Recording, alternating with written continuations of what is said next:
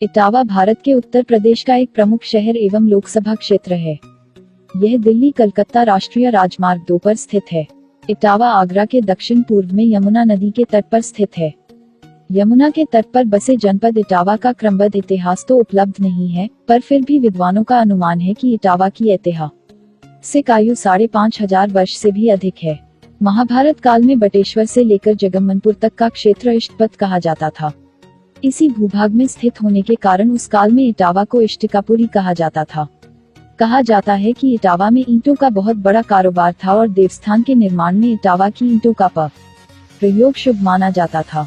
इसी कारण इसका नाम इष्टिकापुरी पड़ा था। एक किंवदंती यह भी है कि यहाँ पर बड़े बड़े संत महात्माओं और तपस्वियों का वास था, जहाँ आकर लोग अपना इष्ट प्राप्त कर लेते थे। इस कारण भी यह इष्टिकापुरी कहलाया। इटावा में पूर्बिया टोला मोहल्ले का बड़ा भाग मोहल्ला पजाबा कहलाता है, जो इस तथ्य को प्रमाणित करता है। उस कालखंड में यह भूभाग प्रसिद्ध पांचाल राज्य के अंतर्गत था।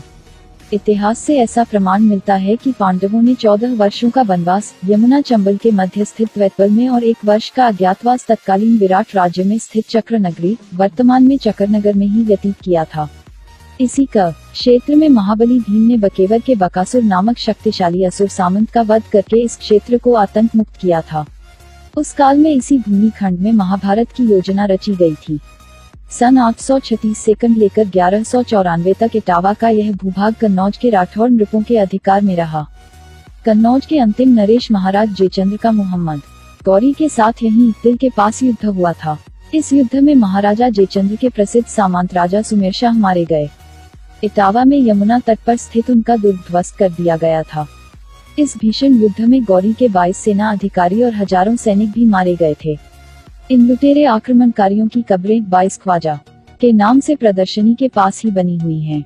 इसके पश्चात लगभग 600 वर्षों तक इटावा जनपद विभिन्न मुस्लिम राज्यों के अधीन रहा, पर वहां की जुझारू जनता न कभी चैन से बैठी और उसने कभी मुस्लिम आक्रमणकारियों को चैन से बैठने ही दिया। इसी कालखंड में प्रसिद्ध मराठा सेनापति सदाशिव रावभाव ने दिल्ली विजय के उपलक्ष्य में यमुना के तट पर प्रसिद्ध टिक्सी महादेव मंदिर का निर्माण कराया, जो आज भी हिंदू समाज के लिए गौरव चिन्ह के रूप में गर्व से सिर उठाए स्थित है। स्वातंत्र्य युद्ध के काल में इटावा निवासियों ने भयंकर यातनाएं झेली। चक्करनगर और रूरू के राज्य नष्ट कर दिए गए। कुदरेल, राजपुर, सिकरौली, नीमरी, बिंदवा खुर्द, बदरा का कहरा, सिंडोस और बंसरी के सूबेदार आदि सभी की जमींदारियां जब्त करके ब्रिटिश राज्य में मिला ली गई। सैकड़ों व्यक्ति मारे गए और घायल हुए। कटरा साहब खां फाटक पर अंग्रेजों की एक सैनिक टुकड़ी पर वहां के निवासियों ने आक्रमण कर 14 अंग्रेज मार डाले। प्रतिशोध की भावना से अंग्रेजों ने अनेक लोगों को गोलियों से भून दिया। राजनैतिक व सामाजिक तथा साहित्यिक क्षेत्र में इटावा का गौरवशाली इतिहास रहा है। स्वतंत्रता संग्राम के समय कमांडर अर्जुन सिंह भदौरिया, कृष्ण लाल जैन, मोतीलाल अग्रवाल, देवी दयाल दुबे आदि ने बढ़ चढ़कर भाग लिया।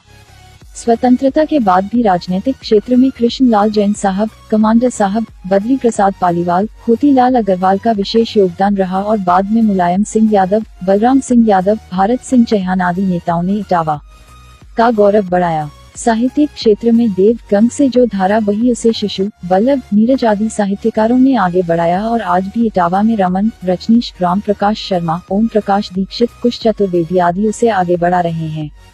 हिंदी के विकास प्रसार प्रचार में न्यायमूर्ति प्रेम शंकर गुप्त का योगदान कभी भी भुलाया नहीं जा सकेगा।